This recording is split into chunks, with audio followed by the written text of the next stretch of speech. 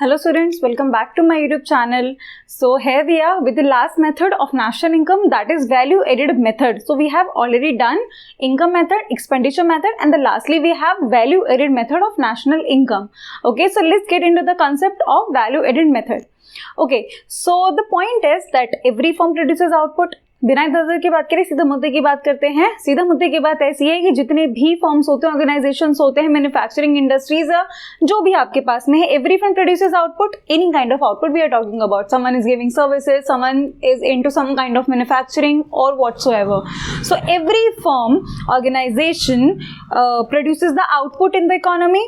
तो value added होता क्या है आपके पास में, that every organisation adds the value to its product which it buy from the other firm as an intermediate consumption. Did you get what I just said to you?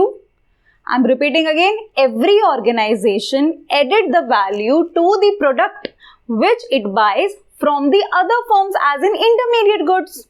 यही तो हमने यहाँ पे भी लिखा हुआ है ना, almost similar, that value added refers to the addition in the value of raw material or intermediate good by an organization during the production process. है ना भाई. देखो, let's take an example. If I am a producer, I am producing something, one kind of good, so I am getting raw material from some other firm. भाई मुझे अगर सामान बनाना है, I am producing some kind of product, तो मैं किसी और फर्म से सामान ले रही हूँ, किसी और जगह से. भाई मैं अपना रॉ मटेरियल अरेंज कर रही हूँ ना. अगर मैं वुड का कुछ भी बना रही हूँ, let's say I am into furniture वाला business, so I am getting wood from other firms, या फिर किसी से भी मैं उसको परचेज कर रही हूँ, तो मैंने वहां से सामान लिया है, एज एन इंटरमीडिएट गुड मैंने लिया. अब मैं फर्दर प्रोड्यूस करके उसको फर्नीचर में कन्वर्ट कर रही हूँ यहाँ पे. ठीक है, तो लेट्स से कि मैंने जो वहां से सामान लिया है, मान के चलते मैंने 100 रुपए का लिया है. अभी अगर मैंने उसको प्रोसेस करने के बाद में, प्रोडक्शन प्रोसेस के बाद में मैंने उसको टोटली अपने तरफ से रेडी किया है, वो 300 वर्थ का प्रोडक्ट मेरे पास में रेडी हुआ है. अब एक बात बताओ, क्या जो मेरे पास वैल्यू जनरेट होगी, क्या जो भी वैल्यू ऐड होगी, जो भी मेरा आउटपुट कंसिडर होगा, वो कितने का कंसिडर होगा? 300 का कंसिडर होगा, 200 का होगा, 100 का होगा, कितने का कंसिडर होगा? यही तो पॉइंट है ना यहाँ पे, कि अगर मैंने जो सामान लिया है, मैंने इंटरमीडिएट लिया है 100 का, मैंने कहा कि मैंने उसको प्रोडक्शन प्रोसेस में शामिल करने के बाद में अल्टीमेटली मेरे पास जो रेडी हो रहा है वो हो रहा है 300 का. ठीक है, मेरा फाइनल प्रोडक्ट है यहाँ पे. अब जो यहाँ पे मेरे आउटपुट की वैल्यू कंसीडर की जाएगी इनटू द इकोनॉमी. भाई इकोनॉमी में जो नेशनल इनकम को हम कंसीडर करेंगे, तो वो कितना कंसीडर करेंगे? भाई वो 300 क्यों कंसीडर करेंगे ना, हम लोग क्यों कंसीडर यहाँ पे 200 नहीं करेंगे? 200 किस लिए कंसीडर होगा? क्योंकि जो 100 है, 100 तो ऑलरेडी उस फर्म के में जाएगा ना जहां से मैंने सामान लिया है.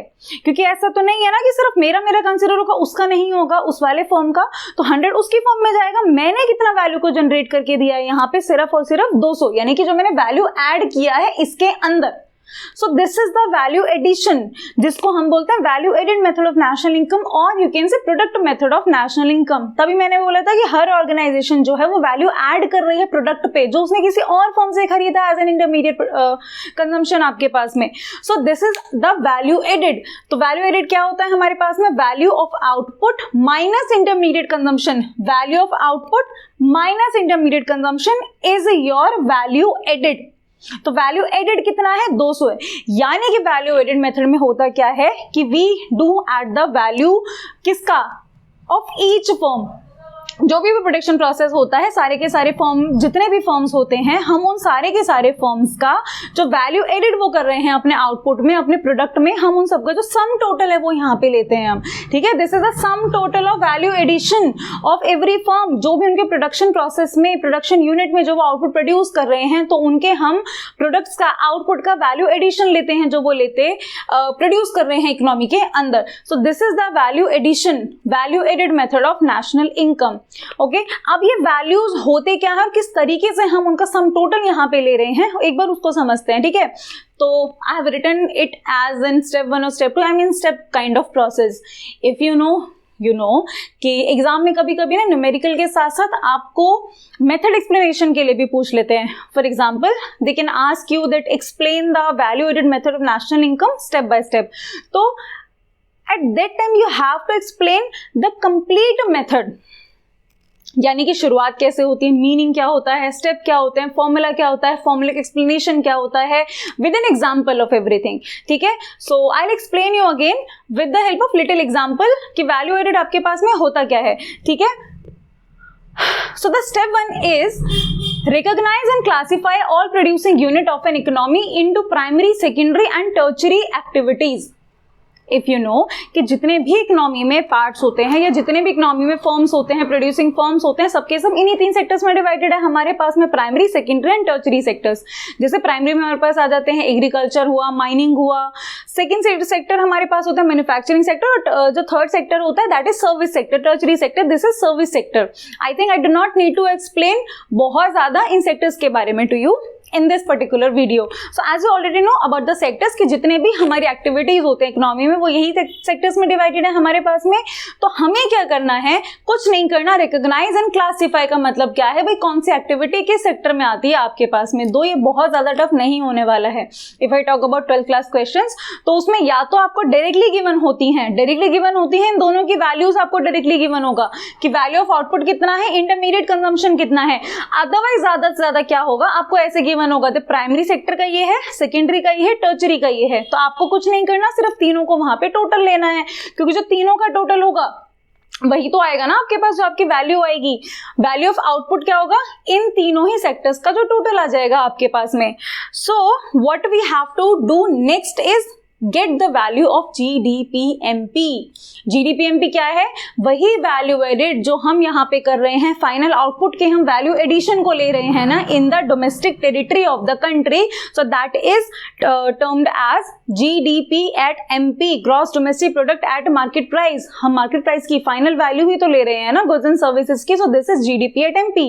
तो यहाँ पे हमें वही कैलकुलेट करना है. GDP एट MP हमारा कैसे कैलकुलेट होगा भाई, GDPMP कैसे कैलकुलेट करोगे, जो ये तीनों सेक्टर्स हैं, कौन से, प्राइमरी, सेकेंडरी एंड टर्चरी, इन तीनों का हम लेंगे ग्रॉस वैल्यू एडेड. यही तो हम बात कर रहे हैं भाई, इस सेक्टर का ग्रॉस वैल्यू एडेड, ग्रॉस मतलब टोटल वैल्यू एडेड हमारे पास यही हुआ. सेकेंडरी सेक्टर का ग्रॉस वैल्यू एडेड लेंगे और टर्चरी सेक्टर का ग्रॉस वैल्यू एडेड लेंगे. सो GDP क्या होगा, GDP होगा इन तीनों सेक्टर का जो टोटल ग्रॉस वैल्यू एडेड है, यानी कि total of gross value added जो हमारे पास निकलेगा वही हमारा होता है GDP at MP. That's what I have written over here कि the total of 3 sectors gross value added at market price is our GDP at MP. ठीक है, कि क्वेश्चन के अंदर if this is given in a question कि primary sector का given है आपके पास, सेकेंडरी का, टर्चरी का, कुछ नहीं करना, तीनों की जो वैल्यू है उसको टोटल लो. This is our GDP at MP. Okay, एक बार और एग्जाम्पल से समझ लेते हैं, फाइनल एग्जाम्पल से, कि आपका वैल्यू एडेड एक्चुअली होता क्या है. भाई देखो, एक और एग्जाम्पल है. I guess this is a very common example और आप बहुत इजीली इसको समझ भी जाएंगे. It's a very much common example. I guess सब इसी एग्जाम्पल का यूज करते हैं because it's a very basic thing to understand. दो जो मैंने इससे पहले आपको एग्जाम्पल दिया था ना, ये भी कुछ उसी प्रकार का है. ठीक है, बट एक और, जैसे हमने वो फार्मर व्हीट बेकिंग वाला जो हमने पढ़ा है, the same example I am taking over here is that a farmer produces, a farmer जो है वो प्रोड्यूस करता है, व्हीट प्रोड्यूस करता है वर्थ ₹100. ठीक है, जो फार्मर है उसने व्हीट को प्रोड्यूस किया worth ₹100.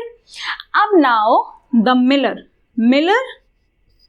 get the wheat from the farmer and convert it into flour worth ₹150.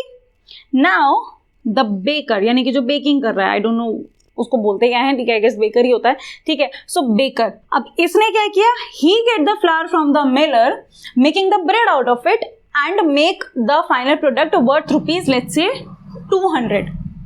So now while calculating national income, if we take these values together, let's say, तो कितना होगा आपके पास में, देखा अगर जाए कितना होगा एक्चुअली, 200, 300, 400, 450 हुआ.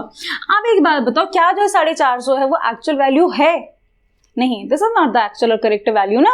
रीजन भी, क्योंकि जो अगर मैं यहाँ पे 150 की बात करूं तो 150 में से 100 जो है वो तो ये ऑलरेडी है ना हमारे पास में भाई. जो 450 है, 450 में से 100 इसका भी आया है, और 150 में जो ये 100 है वो ऑलरेडी शामिल है. तो 100 देखा जाए तो 100 तो 2 बार आ गया ना यहाँ पे.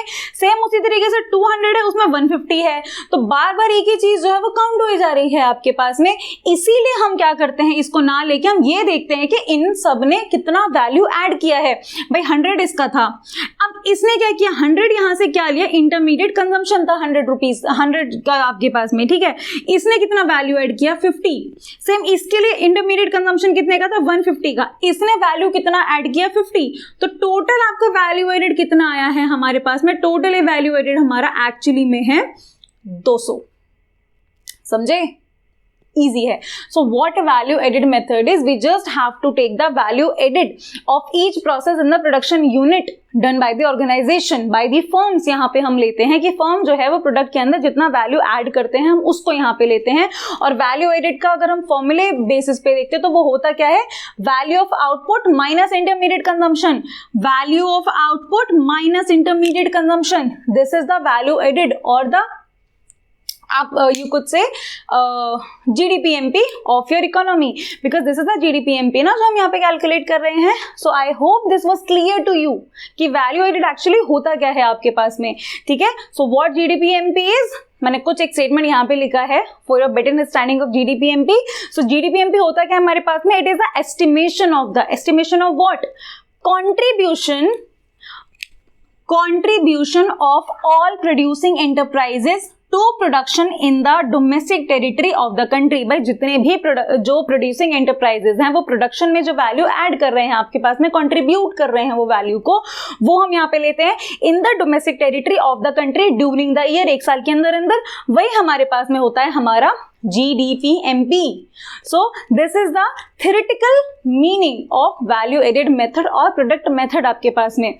अभी ना जो ये फॉर्मूला है, do you really think कि फॉर्मूला जो है वो इतना बेसिक होके और खत्म हो जाएगा कि just value of output minus intermediate consumption, या फिर सिर्फ प्राइमरी सेकेंडरी टर्चरी को ऐड कर दो और हमें वैल्यू ऑफ आउटपुट मिल जाएगा हमारे पास में। रिमेंबर वन थिंग, जब हम इन तीनों को ऐड करते हैं ना, GVA of this and this, तो हमें जो मिलता है टोटल ऑफ GVA-MP हमारे पास में, कि वो डायरेक्टली ही आपके पास में इतना बेसिक से आ जाएगा। प्रोबेबली हमने अगर प्रीवियस मेथड्स आपने देखे होंगे तो there are few adjustments in every formula ना। So let's get into the adjustment of this formula as well. Okay, so the formula we have in value added method is value added is equal to value of output minus intermediate consumption। अब कुछ terms है, specific term है which you need to understand if the values are directly not given in the question। Okay, so let's start with the value of output। value of output होता क्या है आपके पास में, भाई देखो सीधी सीधी बात है, वैल्यू ऑफ आउटपुट क्या होता है आपके पास में, the market, the final value, the market value, जो भी आउटपुट प्रोड्यूस हो रहा है इन the economy during the year आपके पास में। भाई जितने भी फर्म्स हैं वो फाइनल आउटपुट जो प्रोड्यूस कर रहे हैं उनका जो मार्केट वैल्यू होता है, that is the value of output आपके पास में। मैंने प्रोड्यूस किया है, मैंने फाइनल आउटपुट को रेडी किया है, and the value of that final output, वही हम यहाँ पे वैल्यू हमारी कंसिडर करते हैं। So what if the value of output is directly not given in the question. अब एक छोटी छोटी सी टर्म है जो आपको यहाँ पे ध्यान में रखनी है। पहली चीज, वी डू नॉट इंक्लूड और we do not consider export separately in the questions. हम ये मान के चलते हैं कि जो एक्सपोर्ट और इंपोर्ट हैं वो डायरेक्टली या फिर ऑलरेडी इन क्वेश्चंस में या इन टर्म्स में शामिल हैं। यानी हम मान के चलते हैं दैट इंटरमीडिएट कंजम्पशन में ऑलरेडी आपका इंपोर्ट शामिल है।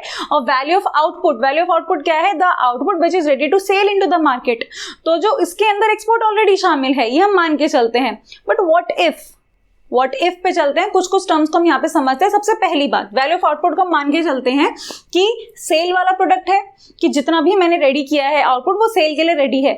तो मान के चलो मैंने 100 यूनिट यहाँ पे बनाए हैं, ठीक है, मैंने 100 यूनिट्स यहाँ पे बनाए हैं, 100 के 100 मार्केट में सेल हो जाते हैं। जब सारे के सारे ही सेल हो गए हैं तो जो मेरे आउटपुट की वैल्यू है वो सेल के बराबर होगी, ठीक है। अब लेकिन एक पॉइंट ये भी है कि 100 अगर मेरे कंप्लीट जो यूनिट्स हैं वो सेल नहीं होते हैं तो क्या, भाई अगर मेरे पूरे के पूरे सेल नहीं होते हैं तो उस केस में मेरा वैल्यू ऑफ आउटपुट मैं कैसे कैलकुलेट करूं। भाई पहली चीज, पहला तो क्या होगा, भाई एक तो सेल होगा यानी कि सोल्ड, यहाँ पे क्या होगा, ये मेरा सोल्ड आउटपुट है जो मेरा सेल हो चुका है। भाई मैंने जितना भी सेल हुआ है मार्केट में मैंने उसको कैलकुलेट करके यहाँ पे लिख लिया, और साथ में मेरा अनसोल्ड आउटपुट यहाँ पे आएगा। भाई अनसोल्ड को भी तो लेके जाओ ना, जब मैं आउटपुट की फाइनल वैल्यू को यहाँ पे कंसिडर कर रही हूँ, जितना भी मैंने प्रोड्यूस किया है तो ये तो सेल वाला है, अनसोल्ड वाला भी तो आएगा। तो अनसोल्ड वाले को हम क्या बोलते हैं, हमारा change in stock. Change in stock मतलब कैसे होता है चेंज इन स्टॉक हमारे पास में, closing stock minus opening stock. भाई इससे पता चल जाएगा ना फाइनली मेरे पास कितना स्टॉक बचा हुआ है। शुरुआत में कितना स्टॉक था, लास्ट में कितना स्टॉक था मेरे पास में, तो कितना स्टॉक बचा हुआ है वो यहाँ आ जाएगा मेरे पास में। चेंज इन स्टॉक जितने भी वैल्यू उसकी चेंज होती है वो इसके अंदर आ जाएगी मेरे पास। तो ये किस केस में है, अगर मेरा आउटपुट पूरा का पूरा सेल नहीं हो रहा है तो क्वेश्चन के अंदर अगर वैल्यू ऑफ आउटपुट गिवन नहीं है तो उस केस में क्या करोगे, sales plus change in stock. तो यानी कि in case of sales and change in stock given in the question, not the value of output, formula कैसे आएगा हमारे पास, value added is equal to sales plus change in stocks minus intermediate consumption. और अगर change in stock नहीं है तो कैसे कैलकुलेट करोगे, closing stock minus opening stock, यानी कि इससे ये वैल्यू आ जाएगी, then sale plus this and minus this. Next point is, अगर अब सेल भी डायरेक्टली गिवन ना हो तो क्वेश्चन के अंदर, भाई पॉसिबल है ना। देखो मैंने अभी आपको क्या कहा कि हम ये मानते हैं या फिर मानते भी नहीं, ऐसा है कि भाई जो सेल हो रही है क्या वो मैंडेटरी है, सेल हम डोमेस्टिकली कर रहे हैं, पॉसिबली हम एक्सपोर्ट भी कर रहे हैं ना, तो यानी कि एक्सपोर्ट को अलग से लेने की जरूरत नहीं है।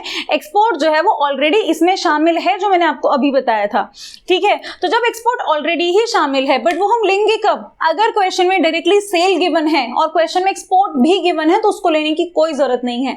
लेकिन अगर क्वेश्चन में उन्होंने स्पेसिफिकली मेंशन किया है किसको, डोमेस्टिक सेल्स को, भाई अगर डोमेस्टिक सेल को स्पेसिफिकली मेंशन किया गया है दैट इज सिंपली मीन कि उन्होंने सिर्फ और सिर्फ यहाँ पे डोमेस्टिक सेल की बात की है। बट क्या हमने यहाँ पे कहीं पे भी बोला था कि हमें सिर्फ डोमेस्टिक लेना है, हमें लेना है जितना भी कोई फर्म टोटल आउटपुट प्रोड्यूस कर रही है। अब वो टोटल में डोमेस्टिक भी जा सकता है और वो एक्सपोर्ट भी हो सकता है आगे जाके, तो इसका मतलब इसके अंदर सिर्फ डोमेस्टिक नहीं आएगा, इसके अंदर हमारे एक्सपोर्ट्स भी तो आएंगे ना। समझ गए हो कि एक्सपोर्ट हम अलग से नहीं ले रहे हैं, वो ऑलरेडी इसमें शामिल है। But if the domestic sale is given in the question then you have to add export साथ की साथ में। तो अब इस केस में आपका फॉर्मूला कैसे आप करोगे, value added is equal to, अगर ये टर्म्स गिवन है तो वैल्यू एडेड आप कैसे करोगे, भाई सबसे पहले domestic sale plus exports, domestic sale exports करोगे तो ये सेल को रिप्लेस कर रहा है, तो value added is equal to domestic sale plus exports plus change in stock minus intermediate consumption. और चेंज इन स्टॉक कैसे, CS माइनस OS। और सेल की वैल्यू कैसे निकल सकती है आपके पास में, सेल की वैल्यू का मतलब क्या होता है आपके पास में, quantity into price. I don't think कि 12th क्लास के क्वेश्चंस में इतना डेप्थ में गिवन हो सकता है, बट लक कुछ भी आ सकता है ना पेपर में, क्योंकि ये बेसिक टर्म्स हैं। आपका तो लग रहा होगा फॉर्मूले में एक के बाद कितने सारे टर्म्स आ रहे हैं, बट है नहीं, बहुत बेसिक सी चीज है, आपको सारी चीजें पता है ना। अगर सेल गिवन नहीं है, इन केस अगर सेल डायरेक्टली गिवन नहीं है क्वेश्चन के अंदर, कुछ नहीं करना है, क्वांटिटी को प्राइस से मल्टीप्लाई कर दो, आ जाएगी आपकी सेल। भाई मैंने 10 यूनिट बनाई है, 1 यूनिट 10 रुपए की है, तो आपकी टोटल सेल कितनी आ गई, इतनी सी बात है आपके पास, ठीक है। सो this is how you get your value of output. अगर कुछ भी रिप्लेस कर सकते हो तो कर देना, इतना इजी है। बाकी जब हम इसके क्वेश्चन सॉल्व करेंगे ना तो आपको बहुत इजीली ये सारी की सारी चीजें यहाँ पे छप जाएंगी, ठीक है। अब बढ़ते हैं थोड़ा सा इंटरमीडिएट कंजम्पशन की वजह से, सेम कंसेप्ट है, इससे थोड़ा सा कम है, लेकिन सेम कंसेप्ट क्या है, अगेन हम मान के चलते हैं कि इंपोर्ट जो है वो इसी में आपके इंक्लूड है, नॉट मान के चलते हैं, एक्चुअली में जो इंपोर्ट्स है वो यहीं पे शामिल है। क्योंकि कहीं पे भी जब हमने इसका थ्योरी पढ़ा था हमने नहीं कहा था कि हम सिर्फ डोमेस्टिक की बात कर रहे हैं, हम बात हर बार बात हम करते हैं फर्म के टोटल आउटपुट जो उसने प्रोड्यूस किया है उसके टोटल वैल्यू की हम यहाँ पे बात करते हैं। हमने कहीं पे भी डोमेस्टिक नहीं बोला था, इसीलिए जो एक्सपोर्ट इंपोर्ट है वो इनमें ऑलरेडी इंक्लूडेड है, ठीक है। तो अब इंटरमीडिएट कंजम्पशन है तो कुछ और लेने की जरूरत नहीं है। बट अगर क्वेश्चन के अंदर आपके पास में अलग से मेंशन है डोमेस्टिक परचेज, ठीक है, domestic purchase of raw material आपके पास गिवन है, डोमेस्टिक परचेज लिखा है या फिर domestic purchase of raw material लिखा है, तो इसके साथ हम क्या कर देंगे, सिंपल और सिंपल हमारे इंपोर्ट्स को ऐड कर देना। बट अगर क्वेश्चन में IC गिवन है, इंटरमीडिएट कंजम्पशन गिवन है, तो इनको इग्नोर कर देना, कोई जरूरत नहीं है इनको ऐड करने की, ठीक है। And the lastly we'll talk about some precautions, not a lot, एक बेसिक सी बात है। बेसिक सी बात क्या है हमारे पास में, देखो हम इंटरमीडिएट गुड्स नहीं लेते हैं, हमारे फाइनल जो हमारे क्वेश्चन होता है, जैसे अगर मैं बोलूं वही एग्जाम्पल लेते हैं, 100, 150, 200 वाला फार्मर, मिलर और बेकर वाला हमने लिया, तो हम इन सब में जब हम वैल्यू एडेड लेते हैं तो हम इंटरमीडिएट को नहीं लेते हैं, क्योंकि इंटरमीडिएट ऑलरेडी इंक्लूडेड होता है हमारे पास में हमारी टर्म्स के अंदर। और हम चीज़ों को ध्यान रख सकते हैं, हम सेकेंड हैंड गुड्स नहीं लेते हैं। सेकेंड हैंड गुड्स हम क्यों नहीं लेते हैं, बिकॉज सेकेंड हैंड गुड्स जिस साल में भी प्रोड्यूस हुई होंगी वो उस साल जो कैलकुलेशन ऑफ नेशनल इनकम है वो वहाँ पे इंक्लूड कर दी गई होंगी, तो अब हमें उन्हें दोबारा लेने की कोई भी आवश्यकता नहीं है, ठीक है। And the last one thing I have to say is कि सिर्फ और सिर्फ यहाँ देखने से ना कभी भी फाइनल आउटपुट आपको नहीं मिलता है। ऑलवेज रिमेंबर कि बुक पढ़े बिना नहीं काम चलेगा, ठीक है। ये सिर्फ और सिर्फ बेसिक कंसेप्ट क्लियरेंस के लिए होता है। अगर आपको नहीं समझ में आ रहा है तो एक बारी लेक्चर्स को देखो, मेरा देखो, किसी और का देखो, doesn't matter. The matter is कि आपको सारे के सारे कंसेप्ट क्लियर होने चाहिए। कंसेप्ट क्लियर होंगे ना तभी आप आगे प्रोसीड कर पाओगे अपने चैप्टर्स के साथ। बट एक और चीज, सिर्फ और सिर्फ यहाँ के भरोसे भी मत छोड़ देना कि बुक को उठा के बंद करके सामने अलग रख दिया है, बुक जाले खा रही है। नहीं, एक बार लेक्चर्स को देखो और उसके बाद बुक को रेफर जरूर करो, एक बार पूरा का पूरा पढ़ो।